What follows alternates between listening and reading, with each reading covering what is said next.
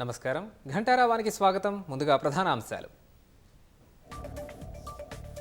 హస్తినలో కేంద్ర మంత్రులతో రేవంత్ రెడ్డి వరుస భేటీలు. రాష్ట్రంలో అభివృద్ధి సంక్షేమ కార్యక్రమాలపై విజ్ఞప్తులు.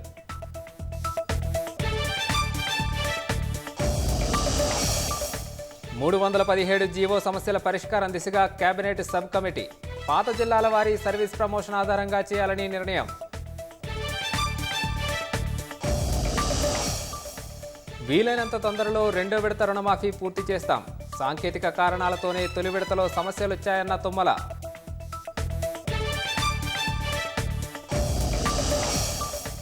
కొత్త పాస్ పుస్తకాలు పొందిన రైతులకు బీమా అవకాశం.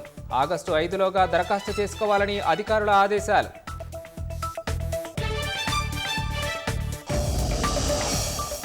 భద్రాచలంలో క్రమంగా పెరుగుతున్న వరద ఉధృతి. అధికార యంత్రాంగాన్ని అప్రమత్తం చేసిన మంత్రి పొంగులేటి.